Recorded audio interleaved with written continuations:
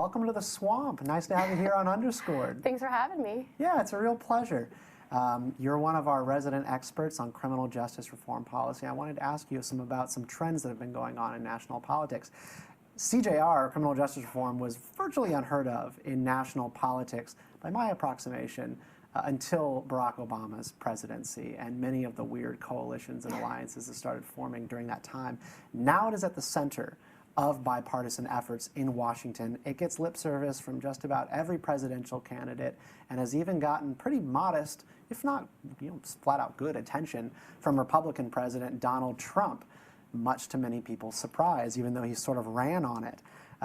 He signed the First Step Act into law, marking the first major change to national policy when it comes to crime in decades.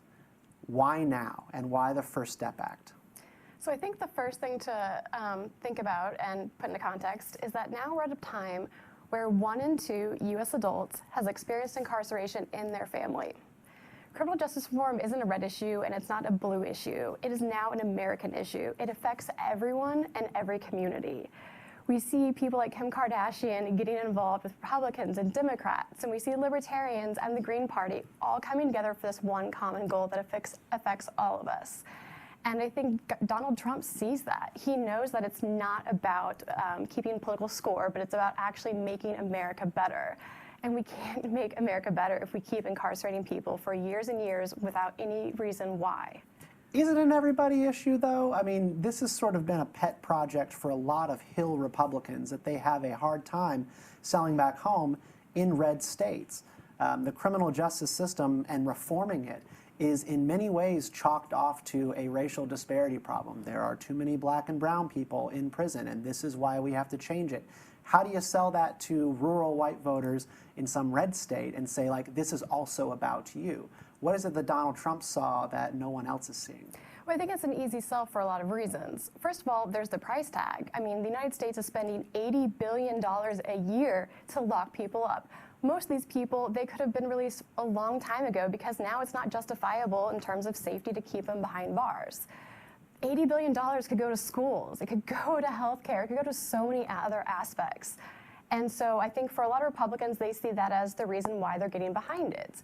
But then there's also the human and the moral aspect of it. Mm-hmm. We are taking people away from their families, their children. People are becoming basically prisoners for the rest of their lives. We see people like Miss Alice Marie Johnson. She was a first-time nonviolent drug offender. She was sentenced to life without parole plus 25 years. She never once had a drug in her possession. She was charged and convicted of attempted possession. Let that sink in. We're talking about a woman who was sentenced to die in prison for attempting to possess a drug. I don't care what side of the aisle you're on. I don't think anyone would think that's morally justifiable. How has mass incarceration, in your view, changed the face of the country since its implementation or the beginning of the pursuit of it in the 1980s? It's changed it drastically. We've seen so many homes become broken because of it. When we look at people behind bars, we often talk about how it affects them, but most of the time we aren't talking about how it affects their families and their communities. The majority of parents behind bars were the primary breadwinner before they went to jail. What that means is now the other parent has to step up in a huge way, more so than they ever had to before. And at a time when now they have way more costs than they could have ever imagined. They have to pay court fees and court fines, and they have bail, and they have all these other costs that average about $13,000 per family. On top of that now, if there are children involved, they don't understand why dad's not at T-ball anymore. Mom can't come to the recital. And so what ends up happening is they're becoming withdrawn or they act out. You look at the statistics and these kids, it's horrible what's happening to them. They're depressed, they develop learning disorders, they're anxious. It sets up the cycle that does not set them up for a success at all. It actually sets them up for failure later down the road. You mentioned what appeals to conservatives and what appeals perhaps to liberals when it comes to criminal justice reform. But what you just laid out there is incredibly moving, breaks the heart to hear it said. And I guess I just wonder, is it sort of a trope that it requires fiscal responsibility to reach conservatives when it comes to criminal justice reform? I mean, isn't there a family case to be made, and why isn't that made more often, if not? And I think that's another great point. It's not just the price tag on it, it's how much it's costing families. Republicans and conservatives typically want to do what they can to keep families intact because we know what happens when the family dissolves. And so this is a great point that they should be going out and selling to their constituents that this actually keeps families together because mass incarceration destabilizes families. Yeah, and my just sort of waking up moment on CJR myself was simply because I was passionate about entitlements reform. And I made the connection eventually because of a compelling public speaker that like, oh my God, like the entitlements problem is connected to people not being able to work. When you get a record, you go back out, you try to go find a job, and the government stops you and businesses won't hire you. That's when you become dependent and you get back on government doles. It seems like that's also just a very reasonable way to reach people about this issue. And definitely, and depending on the circumstance in the state, a lot of times offenders aren't able to actually access government resources once they're out, which makes it even more difficult for some of them. Typically, incarceration will reduce potential earnings by 40%. That's nearly half. Once they're out, they can't find jobs. If you don't have a job, it's extremely difficult to find housing. If you don't have housing, everything else starts to go down the road. You can't get custody of your kid back because where are you going to put your child if you're homeless? All these things just start snowballing, and what's ends up happening is we're setting these people up for failure again, and that's why they're reoffending and they're back behind bars. In my time working on criminal justice reform issues, the thing that I heard more than any other in response to my efforts to knock on doors or do social media campaigns on CJR was, don't do the crime if you can't do the time. How do you respond to that? I agree, but the problem that we have in this country right now is the time is not matching the crime. If the time matched the crime, that would be a whole different story. But like back to Miss Lindsay Marie, attempted possession of a drug, life without parole, plus 25 years. It doesn't make sense. The system has been illegitimized because of these sentences that absolutely do not make sense.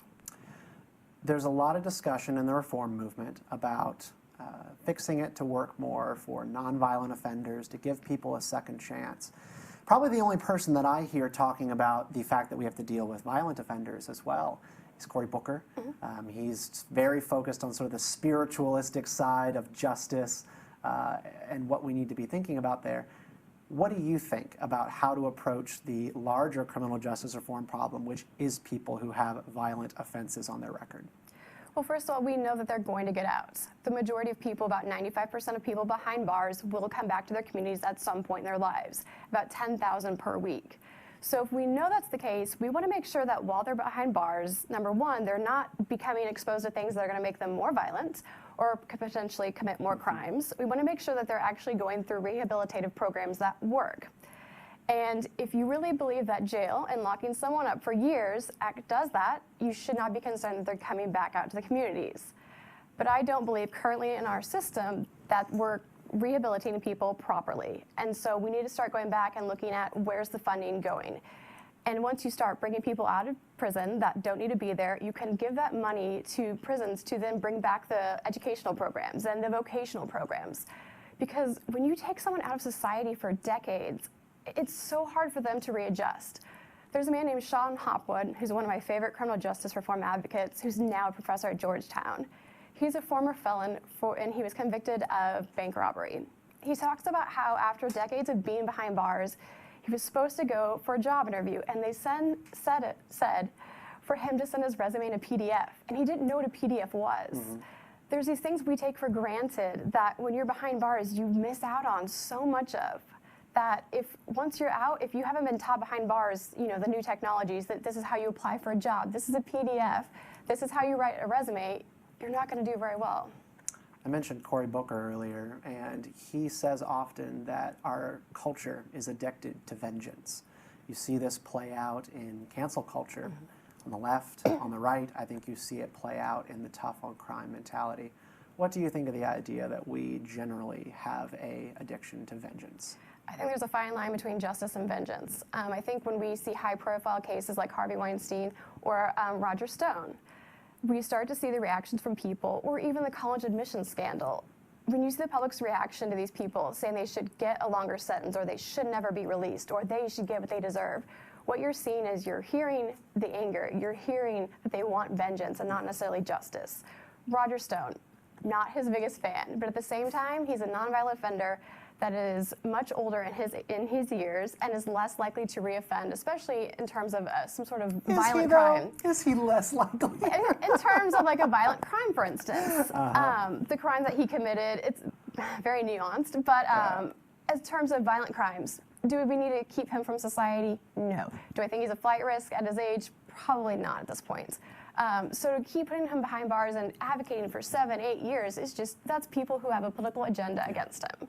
And, you know, Tucker Carlson has not been the biggest criminal justice reform advocate. He typically speaks out against it. Number one enemy to it on cable news, probably. One thing he has said recently is people that claim to be for criminal justice reform are mad that Roger isn't going to jail for a longer period of time. And he pointed out the hypocrisy that is blatant, that if you believe in criminal justice reform, you should not be advocating for Roger Stone, a nonviolent first-time offender, to be locked up till the day he dies. And I find the center-right to be remarkably consistent on this. And one of the other case studies in criminal justice from Weldon Angelos has been out saying the same thing about Roger Stone, that there's clearly an air of hypocrisy by people who want to make everything about politics and political vengeance. Oh, definitely. And I think that's sad because what ends up happening is we have prisoners that are prisoners because of politics. Politics, scare tactics, or fear-mongering, different things have led to legislation that's terrible, that creates mandatory minimums that lock people up for long periods of time that aren't justifiable, either in terms of safety or morality. I want to turn real quick to cash bail and some reforms that have been going on around the country. Private equity firm Endeavor Capital has recently sold its stake in Aladdin Bail Bonds. It's one of the biggest bail bond providers in the country, and this move came after Endeavor and its investors ran into a lot of pressure from the ACLU to reform their practices, saying that bail discriminates against minorities and low-income defendants. There's been serious pressure put on the bail bonds industry to shutter itself under these pressures. And it's because local laws governing pretrial releases are changing. What do you make of this shift on bail reform? And it's sort of a more in-the-weeds approach to criminal justice that has a big impact on people's lives. Oh, it has a huge impact. Most people don't realize that 76% of people that are in jail right now and local jails across the country have not been convicted of any crime. They're also primarily not there because they're a flight risk or because they're dangerous to society. They simply cannot pay to be free. You know, the presumption of innocence used to be one of the most sacred principles of our country, but now it comes with this caveat: if you can pay. If you can't pay for due process, you're stuck there until the day you're sentenced. But maybe the counter-argument, the bail bondsman didn't put them in jail with the requirement of bail, a judge did. Correct. So whose responsibility is it? Oh, I'm not saying it's necessarily the bail bondsman to change the system. I think what we're seeing with them sort of either closing their doors or maybe making some different changes is because of the market demand isn't there anymore. There is not a market need as much for cash bail because we're seeing reforms in places like New Jersey, New York. So obviously in the typical business 101, if there's not a need for your product or service, you have to change something or eventually you become obsolete. What other states would you like to see make changes here in the near future when it comes to bail? Nearly every single one. You know, I think right now what's happening in New York is really sad. There's a lot of fear-mongering, there's a lot of scare tactics in the media, and the bail reform is being presented in a way that is completely disingenuous, and the media is backing it. And since 1971 in New York, dangerousness was not something that a judge could consider when setting a bail. So the fact that cash bail was eliminated on January 1st has absolutely nothing to do with the safety of the community. People that could be maybe dangerous have been let out of behind bars since 1971 in New York. It has nothing to do with cash bail. All that changed is that they couldn't keep people behind bars simply because they were too poor to pay. But unfortunately, people that are against the system and the way it's reforming are coming out and they're saying that this crime happened because of cash bail. No, that's not why. That person would have been let out regardless if they could pay. Lindsay Marie, thank you so much for coming on Underscored. This was Thanks great. for having me.